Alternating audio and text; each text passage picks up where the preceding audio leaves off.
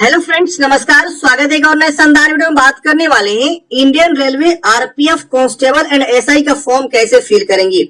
Step by step मैं आपको जो एक लाइव फॉर्म फिल करके बताने वाला हूं। के द्वारा जो है 4600 से ज्यादा पदों पे कांस्टेबल के पोस्ट एंड एसआई के पोस्ट पे भर्ती निकाली गई है। कांस्टेबल के पोस्ट पे फॉर्म भरने के लिए आपको सिर्फ और सिर्फ मैट्रिक पास बोला गया है और सब इंस्पेक्टर यानी एसआई का फॉर्म फिल करने के लिए आपको जो ग्रेजुएशन पास होनी चाहिए। अगर आप ग्रेजुएशन पास और चाह रहे हैं दोनों पद के लिए फॉर्म भरना, तो आप दोनों पद के लिए फॉर्म को अप्लाई कर सकते हैं, कोई दिक्कत नहीं होने वाला है।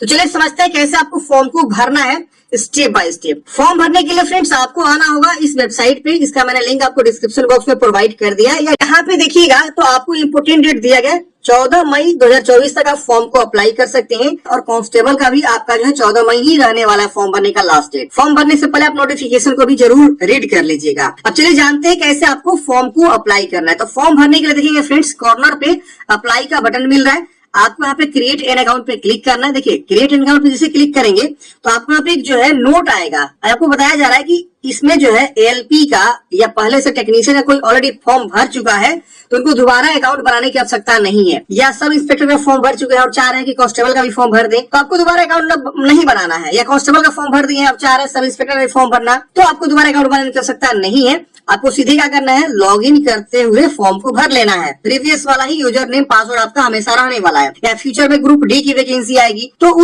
उसका भी यूजर आईडी पासवर्ड यही रहेगा जब भी आप यहाँ पे फॉर्म भर रहे हैं। तो ध्यान रहे जब भी आप यहाँ रजिस्ट्रेशन करें अपना यूजर आईडी पासवर्ड को सही से रखें, जिससे कि आप आने वाले फ्यूचर में जो भी वैकेंसी आएगी उसका फॉर्म को अप्लाई कर सके। तो जो कैंडिडेट्स प्रीवियस फॉर्म भरे हैं उनको दोबारा यहाँ रजिस्ट्रेशन बनाने की आवश्यकता नहीं है, मतलब क्रिएट अकाउंट करने की आवश्यकता नहीं है। सीधे वो क्या करेंगे, लॉगिन पे क्लिक करेंगे, previous mobile number password captcha code भर के लॉगिन वाले ऑप्शन पे क्लिक करेंगे। अगर आप फ्रेश कैंडिडेट से पहली बार रेलवे का फॉर्म भर रहे हैं तो क्रिएट एन अकाउंट पे क्लिक करके आप जो है फॉर्म को अप्लाई करेंगे, पहले अकाउंट बनाएंगे। फिर आपको जो है एक अकाउंट क्रिएट करना बताता हूँ जिससे आपको समझ में आ सके कि अकाउंट कैसे बनाना है। ध्यान रहे अगर आप पहले से फॉर्म भरे हैं तो आपको अकाउंट बनाने की आवश्यकता नहीं है। तो मैंने यहाँ पे जो होम पे थे और होम पे यहाँ पे आएंगे, क्रिएट एन अकाउंट पे क्लिक करेंगे। यहाँ पे ऑलरेडी लिखा हुआ है, आप पढ़ लीजिएगा। ओके करेंगे। नेशनलिटी आपको चूज करना है। यहाँ पे अपना जो है फुल नेम लिखा है, जिस प्रकार से मैट्रिक के मार्कशीट पे या सर्टिफिकेट पे जानकारी है अच्छे से लिखना होता है कैपिटल लेटर में। दोबारा फुल नेम को कंफर्म करना है। फिर ये पूछा है कि आपने अपना कभी नाम चेंज किया, तो चेंज किया तो यस करेंगे, नहीं किए थे तो यहाँ पे आपको नो कर देना है। फिर अपना डेट ऑफ बर्थ की चॉइस करना है, जो भी आपका डेट ऑफ बर्थ है यहाँ से जो है ईयर को चूज करेंगे, फिर डेट को, फिर मंथ को, ऐसे आपको चूज कर लेना है। दोबारा डेट ऑफ बर्थ कंफर्म करेंगे, जेंडर बताएंगे मेल फीमेल, दोबारा जेंडर को कंफर्म करेंगे। यहाँ फादर्स नेम, फिर यहाँ पे फादर्स नेम को दोबारा लिखना है, मदर्स नेम दोबारा मदर्स नेम को लिखना है। फिर यहाँ पे आपको जो है आधार कार्ड का नंबर लिखना है और वेरीफाई यूजिंग आधार पे क्लिक करना है। तो आपका जो है आधार वेरीफाई होगा, सर्वर से फैच होकर डाटा वेरीफाई हो जाता है। अगर मुझे आधार कार्ड नंबर नहीं है तो आप इस पे क्लिक करेंगे, आपको जो है यहाँ पे इस पे क्लिक करना होगा और यहाँ पे आपको जो दूसरा आईडी प्रूफ चूज कर लेना है, जैसे कि pan card, voter ID card, passport, कोई भी आईडी प्रूफ चूज कर सकते हैं। उसका आईडी प्रूफ का नंबर क्या वो लिखेंगे, इश्यूइंग अथॉरिटी क्या है और प्लेस ऑफ इशू क्या है वो बताएंगे और डेट ऑफ इशू क्या है। ये आपको जो है बताना होगा अगर आपके पास आधार कार्ड नहीं है उस केस में। तो अगर आधार कार्ड है तो आपको आधार कार्ड दे देना, इस पे क्लिक करके आधार कार्ड जरूर दे दीजिएगा। आधार नंबर लिखने के बाद से फ्रेंड जैसे आप इस पे क्लिक करें, डाल लेना है कि आपका जो नाम है सही दिखा रहा है, डेट ऑफ बर्थ वगैरह सबसे सही दिखा रहा है नहीं,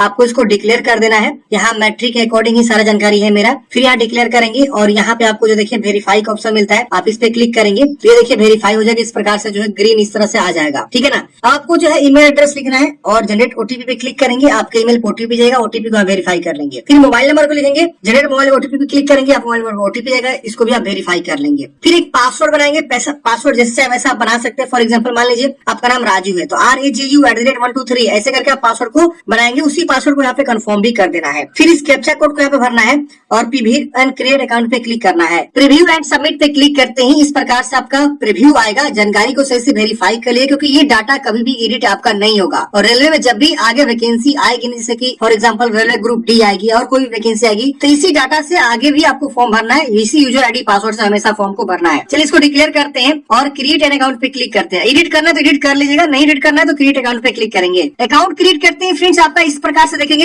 यूजर क्रिएटेड सक्सेसफुल लिख देगा। आपको क्या करना है, अपना जो है मोबाइल नंबर जो अपने पासवर्ड बनाया है वो कैप्चा कोड भर के आप जो है लॉगिन पे क्लिक करेंगे। लॉगिन करते ही फ्रेंड्स आपका डैशबोर्ड इस प्रकार से ओपन हो जाता है। यहाँ पे आपको एक ऑप्शन मिलता है ऑनलाइन एप्लीकेशन, इस पे क्लिक करेंगे और यहाँ पे दोनों वैकेंसी चल रही है, जैसे कांस्टेबल की और एसआई की, वो दोनों वैकेंसी यहाँ पे शो होगी। अब आप जिस भी पद के लिए एलिजिबल है उस पद के लिए लिए फॉर्म को अप्लाई करेंगे। फॉर एग्जाम्पल मान लीजिए आपने ग्रेजुएशन कर रखा हुआ है, तो आप दोनों पद के लिए एलिजिबल हो सकते हैं फॉर्म भरने के लिए। तो पहले आप एक किसी पद के लिए फॉर्म को अप्लाई कर लीजिए और पेमेंट जमा कर लीजिए। उसके बाद दोबारा लॉग इन करिए और बाकी के जो पद के लिए अप्लाई करना चाहते हैं उसके लिए आप दोबारा से फॉर्म को अप्लाई करिए, उसके लिए फी को जमा करिए और प्रिंट आउट निकालिए। ये प्रोसेस है। अगर आप किसी एक पद के लिए फॉर्म भरना चाहते हैं तो किसी एक पद के लिए भी आप फॉर्म को अप्लाई कर लीजिएगा, कोई दिक्कत नहीं होने वाला है। अगर कोई बंदा सिर्फ कांस्टेबल के लिए भरना चाहते हैं तो सिर्फ 10वीं पास है तो कांस्टेबल के लिए ही सिर्फ वो फॉर्म को अप्लाई यहाँ पे कर सकता है। लॉग इन करेगा, उनको दोनों शो होगा, लेकिन वो यहाँ कांस्टेबल वाला सेक्शन पे जाके फॉर्म को अप्लाई करेगा टिक करके। तो चलिए मैं आपको जो एक फॉर्म भर के बताता हूँ कांस्टेबल वाले पद के लिए कैसे आपको फॉर्म को भरना है। अगर आप बोलिएगा तो मैं एसआई के लिए भी अलग से वीडियो लेकर आ जाऊंगा। और ये भी मैं बता दूंगा फ्रेंड्स की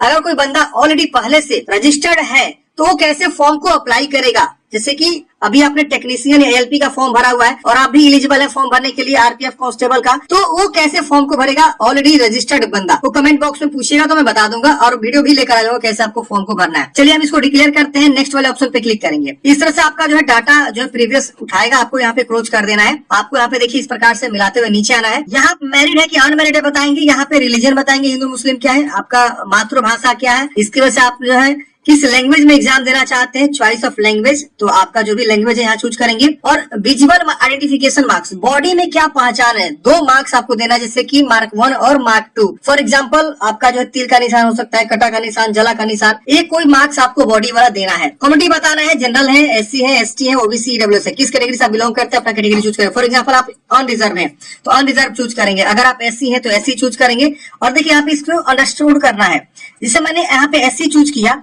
तो एससी का सर्टिफिकेट इश्यूइंग अथॉरिटी किसके द्वारा आपने जो है एससी सर्टिफिकेट बनवाया हुआ है। तो सभी जो है यहाँ पे जो भी ऑफिसर्स होते हैं जैसे कि तालुका मजिस्ट्रेट, इसके अलावा revenue officer, not below rank of tehsildar, presidency magistrate और भी बहुत सारा है, तो जिसके द्वारा आपने बनवाया हुआ है आप देखेंगे सर्टिफिकेट किसके द्वारा बना, उसके नीचे में सिग्नेचर होता है, उसका आप यहाँ पे जो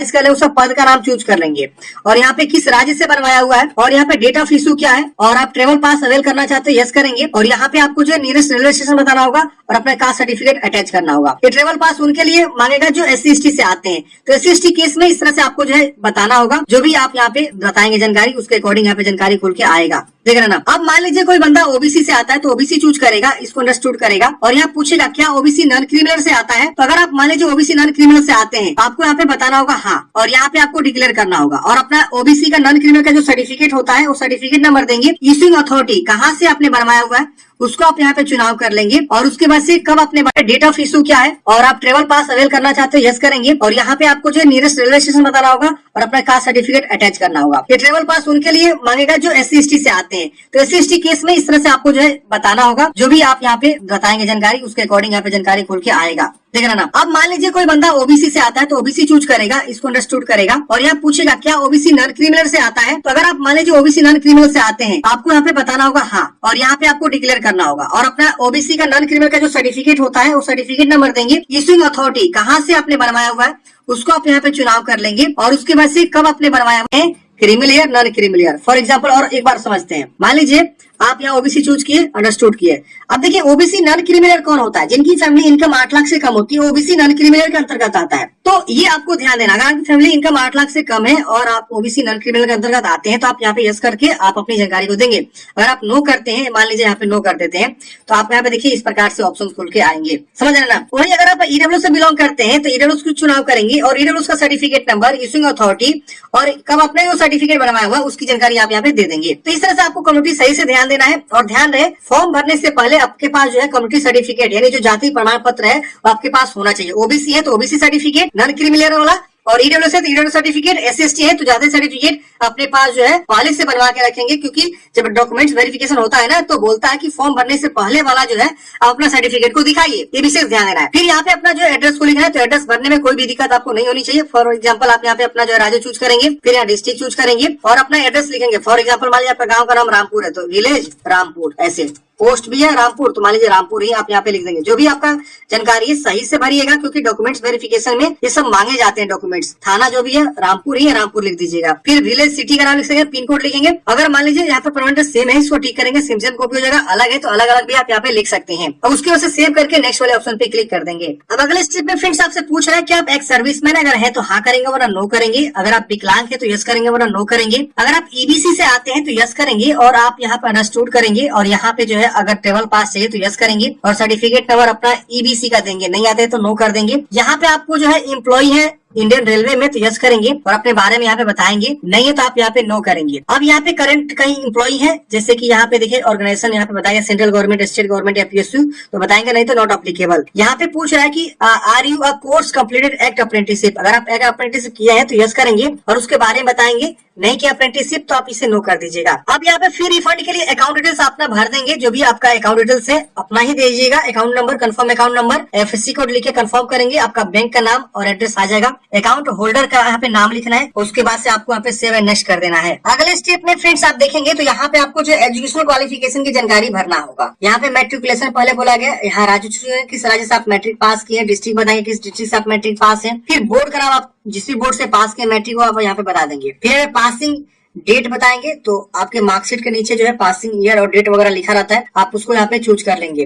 फिर यहाँ रोल नंबर लिखिए, यहाँ पे ऐड पे क्लिक करेंगे, ये डाटा यहाँ पे ऐड हो जाएगा। सेव एंड नेक्स्ट करते हैं फ्रेंड्स। अगले स्टेप में आपसे पूछेगा फोटोग्राफ अपलोड करने के लिए और सिग्नेचर अपलोड करने के लिए। तो फोटोग्राफ का यहाँ पे गाइडलाइंस दिया हुआ है। आपको व्हाइट बैकग्राउंड का जो है यहाँ पे बताएगा फोटोग्राफ आपको क्लियर होना चाहिए। 6 महीने से ज्यादा ओल्ड आपको फोटोग्राफ नहीं यूज करना है। जेपीजी फॉर्मेट में यहाँ पे फाइल साइज दिया हुआ है और इसके अलावा आपको यहाँ पे पिक्सल भी दिया हुआ है। इसके वजह से नीचे में आप यहाँ पे क्या करेंगे, सिग्नेचर को जो है अपलोड करेंगे। यहाँ लिखा व्हाइट पेपर पे ब्लैक या ब्लू इंक से आपको सिग्नेचर करना है और इसका भी गाइडलाइंस यहाँ पे दिया हुआ है। तो फोटोग्राफ को यहाँ पे ब्राउज करके चूज कर लेंगे। फोटोग्राफ यहाँ पे अपलोड हो जाएगा। फिर सिग्नेचर को चूज करेंगे, आपका सिग्नेचर यहाँ पे शो हो जाएगा। फोटो सिग्नेचर अपलोड करने के बाद से नेक्स्ट करेंगे। यहाँ पे आपको डिक्लेयर करना है, यहाँ पे प्लेस लिखना है कि आप फॉर्म कहाँ से भर रहे हैं। तो अपना जो गाँव का एड्रेस लिख सकते हैं और यहाँ पे प्रीव्यू एप्लीकेशन पे क्लिक करेंगे। आपका पेज प्रीव्यू आएगा। जानकारी को वेरीफाई करें कि जहाँ सारा जानकारी मेरा सही है। अगर इसमें कुछ भी गलती है तो आप नीचे आके आप क्या करेंगे, इसको जो है डिक्लेयर करके इसे एडिट करेंगे। नहीं गलती है तो आप यहाँ पे जो है डिक्लेयर करेंगे और सबमिट कर देंगे। सबमिट करते हैं फ्रेंड्स, आपको यहाँ पे अगेन सबमिट करना होगा। अब यहाँ पे आप देखेंगे तो आपको जो है पे नाउ का ऑप्शन मिलेगा। पे नाउ का ऑप्शन पे क्लिक करेंगे, आपको इसको डिक्लेयर करना है, प्रोसीड करना है। प्रोसीड करते हैं फ्रेंड्स, आपका जो है पेमेंट गेटवे पे लेकर आ जाएगा। यहाँ पे आपके पास नेट बैंकिंग है, यूपीआई है, डेबिट कार्ड है।